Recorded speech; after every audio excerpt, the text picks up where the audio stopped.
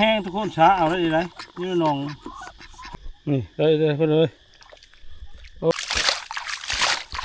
ช้าทุกคนช้าถ้าน้องน้อยๆก็ยังงมอะไรล่ะ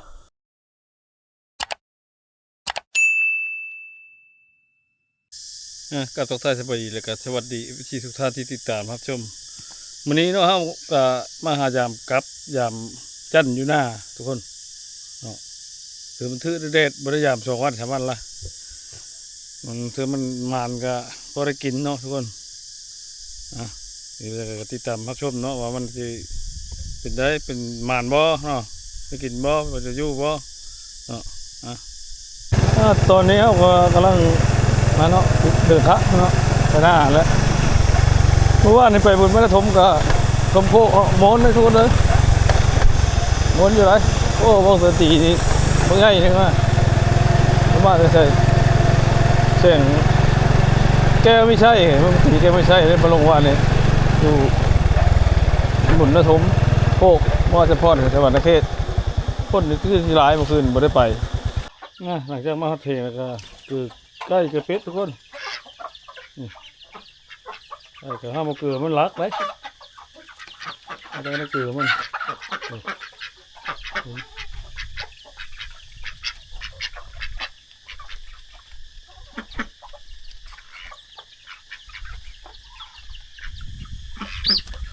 ทุกคนป่าน้ำแห้งโอ้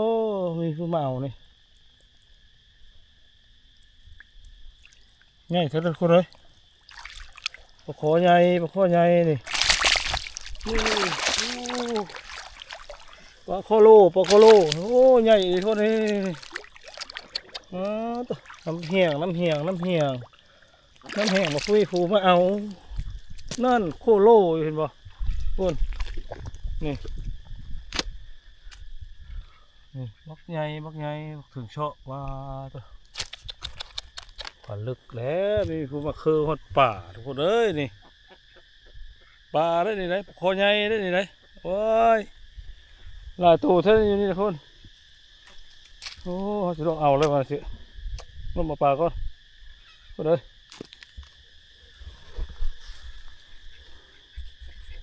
นี่ได้คนเลยโอ้ยนี่2 4 5ได้5 ตัวแล้วทุกคนเลยยังลายน้ำชิ้นละน้ำน้อยๆนะนี่แห้งหมดละขายนี่นะทุกคนช้าน้องบริแห้งคนนั่งเอายาเนาะบ่เห็นตัวปลาช้าเอา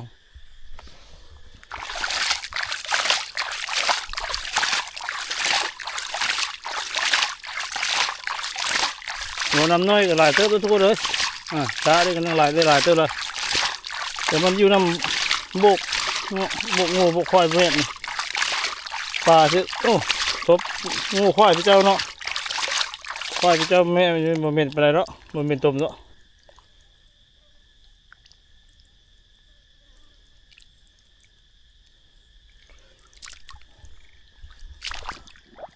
ไม่ได้เลยทุกคนเลยนี่เพิ่มเลย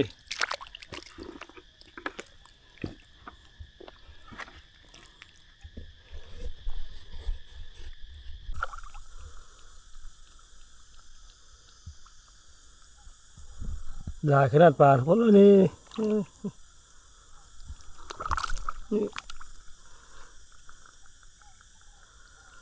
ถ้าน้องน้อยๆก็ยังงมอะไรล่ะเดี๋ยวมันน้องใหญ่ตื่นแล้ว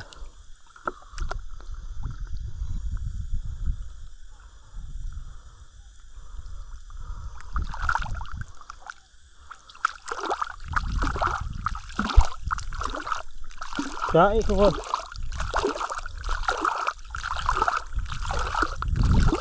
น้องที่จมโอ้อยู่น้ำจมเฮ้ย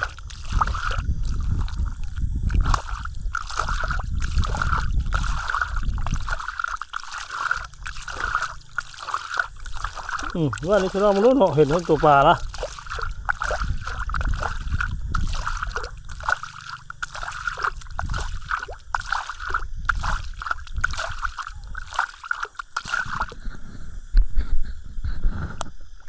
นี่ลงยังไงล่ะโชว์ทุกคนเลยน้ำน้อยๆจับมือเดียวเนาะเบื้องหนึ่งจับกองสิ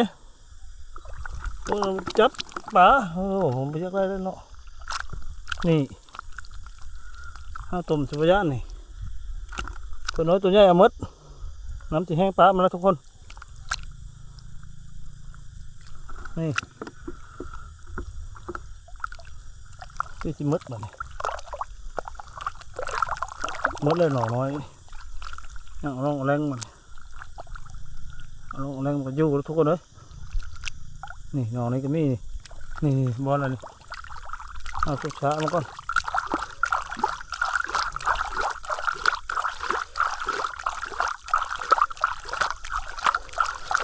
ตัวบ่ได้ปลานี่ก่อนให้มันน้ำแห้งจะมาเอาอีกทุกคนเลยนี่ปลาเข่งกระไรโอ้ลงปล่อยไผ่ล้ม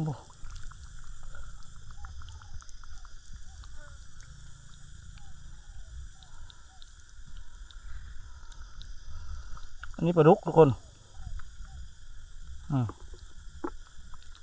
นี่นูดขมามไม่ปลาดุกโอ้มุนิมันทุกคนเลยขึงคู่เลยนี่ขึงคู่ทางเลยนี่ขึงทางเลยทุกคนเลยมันเอ๊ะมันพวกถึงโชคก็มีอยู่กลางน้ำแห้งทุกคนช้าเอาได้เลยนี่น้องฝ่ายทึ่งน้ำจุดแห้งคนมาโต๊ะเนาะยังฝ่ายกลางฝ่ายลุ้มมันแข่งเราสาย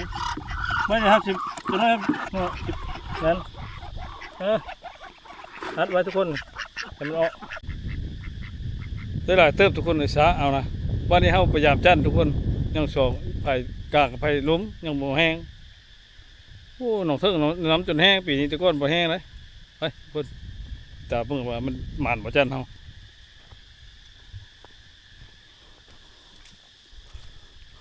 โอ้รันเลยทุกคนเอ้ยนี่แววมันยังบ่เป๊ะบ่อย่างซื้อบ่ได้เนาะ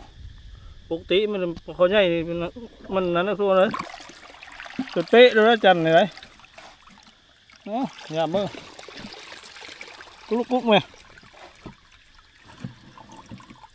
โอ้ยบ่มาทุกคนเลยรันคว้างสิโอ้ยอย่ามันยังมาซื้อนั่งด่างนั้นก็รันเลยทุกคนเลยนะมือนี่รันเลยนี่ด่างพูดน้ำติ๊กน้ำนี่รันแล้วเบอร์หาเบอร์กระทุนพี่ชุดมันทุกคนถือบ่รันเลย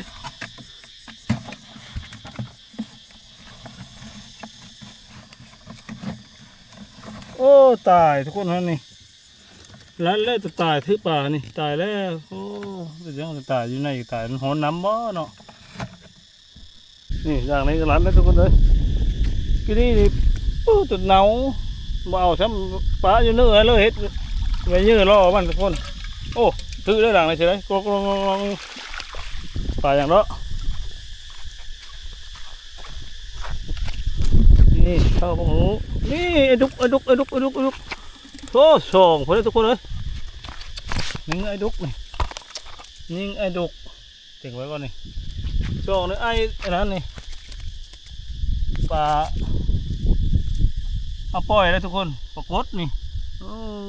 ปรากฏปล่อยทุกคนเขาจะหักเงี้ยปล่อยต่อแล้วมันนี่ไรเอามากินเลยหักเงี้ยแล้วปล่อยต่อมันใหญ่สำขาไปกินปีหน้าพุ่งเมื่อเอาทุกคนมันนี้ปลาตัวหมานแห้งขนาดเลยนะเครื่องคู่นึงปลาน้ำแห้งปลาโอ้ทำมันเป็นอย่างนี้น้ำปนในกระปุกตกเนาะน้ำจนแห้งปลาเบิ่งเสียตุ้ยอยู่โอ้ยเอาได้ปะดื้อว่าผู้อื่นมาเอาเลยผู้อื่นเห็นนี่ก็เอาคือกันเลยป่าเถอะแต่เป็นได้งมเอาทุกคน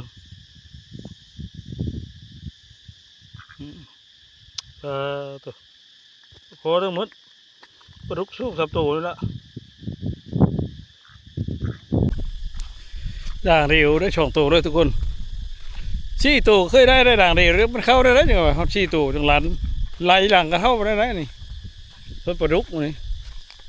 ปรากฏเขามาเอาปล่อยปรากฏนะเขาหักเองเราปล่อยทำยังไงเอาปลาดุกนี่ทุกคน